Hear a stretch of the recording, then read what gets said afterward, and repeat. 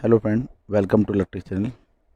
आज मैं आपको फिक्स वोल्टेज रेगुलेटर के बारे में बताऊंगा, यानी कि जिनकी आउटपुट वोल्टेज फिक्स होती है, यानी 3.3 volt, 5 volt, 6 volt, 8 volt, 9 volt और 12 वोल्ट और 24 वोल्टेज। ये कितने प्रकार के पैकेज में अवेलेबल होते हैं और इनके कुछ हिडन फैक्ट्स के बारे में भी मैं जानकारी दूंगा। तो फ्रेंड्स, जनरली आपने ये वाला वोल्टेज रेगुलेटर तो देखा ही होगा, ये हर कोई यूज़ करता है। देखिए, ये 220 पैकेज के अंदर होता है। लेकिन मैं आज आपको इसके अलावा तीन और पैकेज जो अवेलेबल होते हैं वो भी मैं आपको दिखाऊंगा। ये 292 पैकेज है, ये डी पैक है और ये D2 पैक है। D2 पैक जो होता है वो जो अपना 220 पैकेज होता है, इसी के ही इक्विवेलेंट होता है। लेकिन ये इसलिए इसको यूज़ किया जाता है, अगर आपको जब SMD PCB डिज़ाइन करनी होती है या SMD के PCB कुछ सर्किट बनाना होता है, उसके लिए इस्तेमाल किया जाता है इसको, क्योंकि इसे थ्रू होल लगाते हैं और इसको SMD के ऊपर लगाते हैं। ये वाला भी SMD डी पैक वाला SMD के लिए यूज़ होता है और D2 पैक भी SMD के लिए इस्तेमाल होता है। लेकिन ये 220 पैकेज और 292 पैकेज, ये वाले जो होते हैं थ्रू होल्स के लिए इस्तेमाल होते हैं। तो फ्रेंड्स देखिए, पहले इसकी डेटा शीट के बारे में बात कर लेते हैं, फिर मैं आपको इसकी वर्किंग दिखाऊंगा। इनपुट कितनी वोल्टेज मैं बता भी देता हूँ डेटा शीट में, और आपको चला के भी दिखा दूंगा।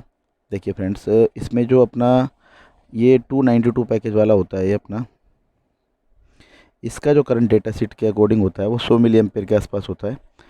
देखिए इसमें आउटपुट वोल्टेज कितनी कितनी अवेलेबल होती हैं, देखिए आप देख सकते हैं 3.3 वोल्ट, 5 वोल्ट, 6, 8, 9, 10, 12, 15, 18, 24।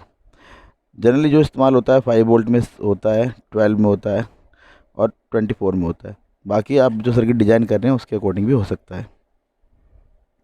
तो फ्रेंड देखिए, इसमें मेंशन किया है डेटा शीट के अंदर कि 100 मिली एम्पेयर होता है, लेकिन रियली में 100 मिली एम्पेयर नहीं होता है। आप करीबन इसमें 30 मिली एम्पेयर से लेके 40 मिली एम्पेयर तक को यूज़ कर सकते हैं करंट को। अगर आप ज़्यादा यूज़ करेंगे तो ये बर्न आउट हो जाएगा।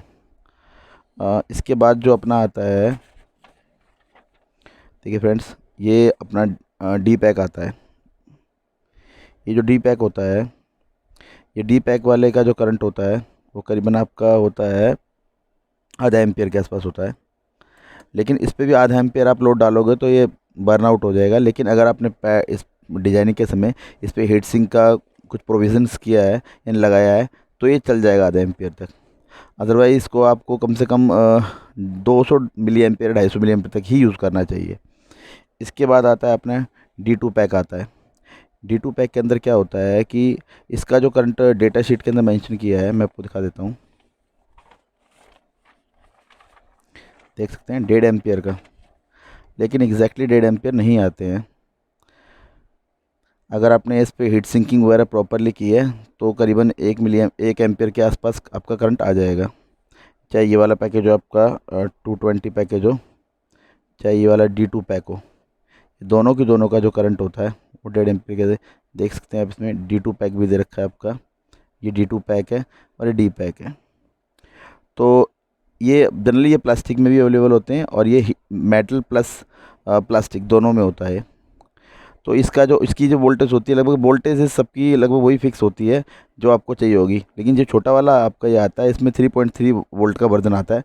बाकी बड़े वाले जितने भी हैं डी पैक और D2 पैक वाले में, वो आपके करीबन 5, 6, 8 और आपका 9 वोल्ट, 12, 15 और 18 और 24 वोल्टेज आती हैं।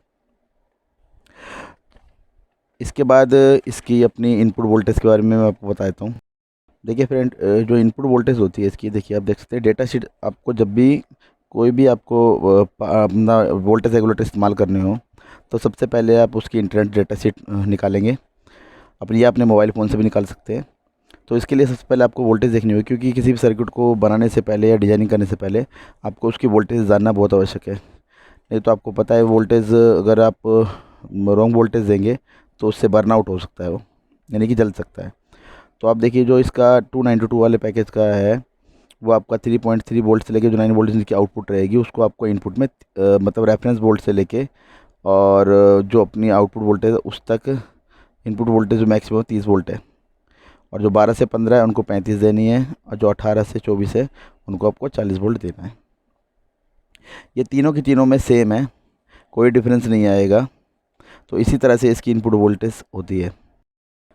और फ्रेंड जो ये वाले डी पैक और डी टू पैक होते हैं, देखिए इनकी इनपुट वोल्टेज भी सेम ही है।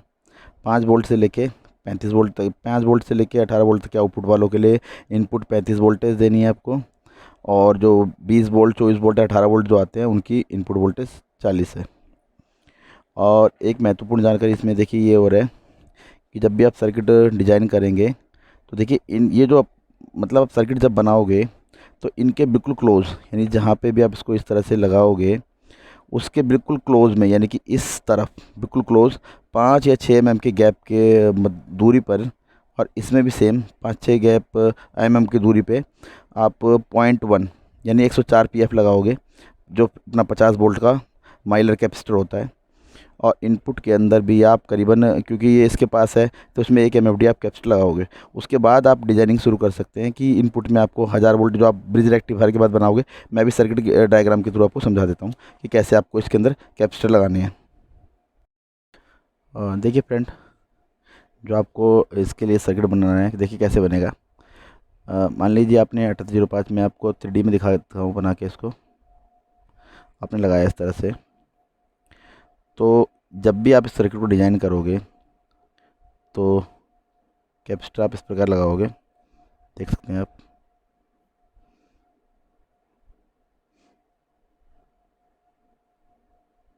इस तरह से, यानी 104 pf आप यहाँ लगाओगे। ये 50 वोल्ट का होता है माइलर। और इसके अलावा यहाँ पे आप 1 MFD का लगाओगे, 1 माइक्रोफेराड का। ये आपकी इनपुट वोल्टेज जो भी रहेगी उसके अकॉर्डिंग लगाना है। मान लीजिए आप सर्किट कोई 0 से अपना 20 वोल्ट का इस्तेमाल करते हो तो यहाँ पे आप लगाओगे 1025। पर ये आपको भी लगाने हैं, यहाँ पे ये भी लगाने हैं, लेकिन ये बिल्कुल इसके क्लोज लगाने हैं।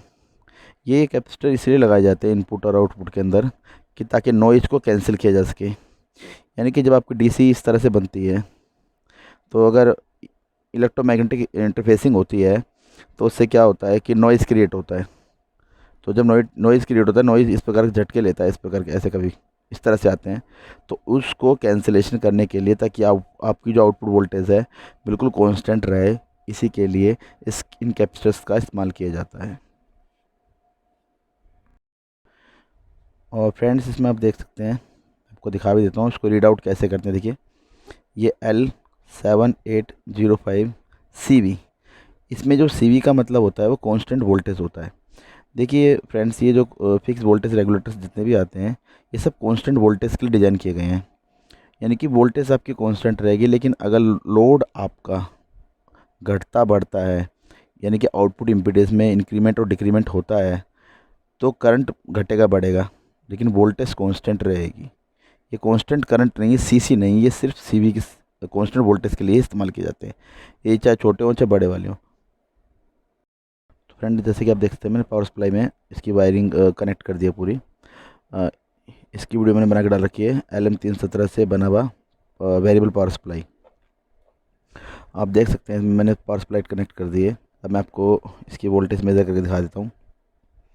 देखिए इनपुट वोल्टेज कितनी आ रही है वो मैं आपको दिखा देता हूँ। देखिए फ्रेंड, आप देख रहे हैं जैसा कि यहाँ करीबन 15 वोल्टेज सप्लाई आ रही है। और मैं आपको इनपुट में दिखा देता हूँ कि कितनी सप्लाई आ रही है इसकी इनपुट में। अब आउटपुट में दिखा देता हूँ आपको। देखिए मैं, देखिए फ्रेंड, 4.98 लगभग पूरी की पूरी 5 वोल्टेज आ रही है। अब मैं आपको दिखाता हूँ, देखिए फ्रेंड्स, कि ये मैं इनपुट वोल्टेज में चेंजेस करूँगा। आप देख सकते हैं कि आउटपुट वोल्टेज में चेंजेस नहीं होगा। अगर रेफरेंस वोल्ट से नीचे गई तो ही चेंज होगा, यानी कि जितना डाटा शीट में मेंशन किया, यानी 7 वोल्ट के आसपास से। देख सकते हैं फ्रेंड आप, देखिए आप देख भी सकते हैं इसमें एक इनपुट, एक एलईडी ये वाली जो है अपनी, जब आप इसे रखेंगे देखिए वो कम ज़्यादा होगी, देखिए, लेकिन ये कम ज़्यादा नहीं होगी। देखिए, देखिए दिखा देता हूँ आपको कनेक्ट करके प्रॉपरली। देखिए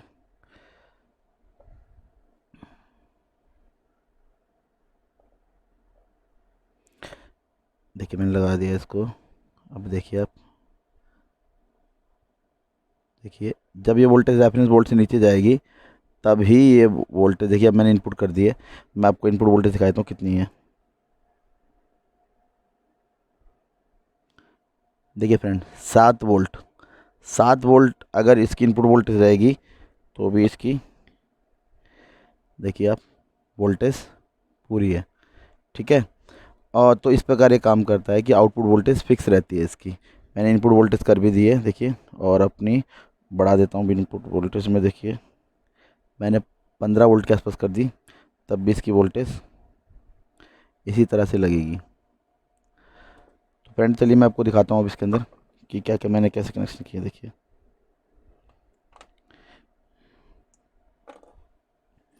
देखिए फ्रेंड, जैसे कि मैंने आपको बताया है कि जब भी आप किसी चीज़ को इस सर्किट को डिज़ाइन करोगे, देखिए यहाँ मैंने 1 MFD का कैपेसिटर लिया है। इलेक्ट्रोलाइटिक लेना है आपको ये, और ये वाला जो PF है आपको, देखिए फ्रेंड मैंने 104 PF लिया है, देख सकते हैं आप। 50 वोल्ट का होता है करीबन। ये आपको लेना है इस तरह से। बाकी जो पार्ट्स हैं आप इस तरह लगा सकते हैं। बाकी इसका स्कीमेट डायग्राम मैं गूगल ड्राइव पे डाल दूंगा, वहाँ से डाउनलोड कर सकते हैं। तो फ्रेंड देखिए मैंने आपको सारे पैकेजेस के बारे में बता दिया कि कैसे कनेक्शंस होंगे, इसको ऑन करके भी दिखा दिया। लगभग सारे वोल्टेज रेगुलेटर के कनेक्शन एक जैसे ही होते हैं, लेकिन आप जब इसके पिन आउट डालेंगे तो आपको मिल जाएगा कि कैसे ये काम करते हैं। देखिए फ्रेंड्स, जिस तरह से मैंने देखिए बना रखा है इस तरह से, देखिए यह 78M05। तो फ्रेंड्स ये ब्रेकआउट बोर्ड के लिए बनाया है मैंने, देखिए क्योंकि इजीली आपको कई बार एक्सपेरिमेंट्स करने होते हैं, आप लगाना चाहो। देखिए फ्रेंड्स मैंने किस तरह बनाया है। ये SIL हेडर ले रखे हैं मैंने, ये आपको आसानी से मार्केट में मिल जाएंगे। इससे क्या रहेगा, आपको कोई भी किसी भी तरह सर्किट बनाना हो, कोई भी एक्सपेरिमेंट्स करना हो, तो इस प्रकार से आप इसको लगा सकते हैं। देखिए फ्रेंड्स में लगाया इजीली है। देखिए इसमें बाकी आपका 3.5 का जैक लग जाएगा। तो इस तरह से काम करेंगे। फ्रेंड्स अगर ये वीडियो आपको पसंद आई हो तो शेयर, लाइक और सब्सक्राइब कीजिए, और नोटिफिकेशन बेल को ऑल कर लीजिए ताकि मेरी आने वाली वीडियो आपको मिलती रहे।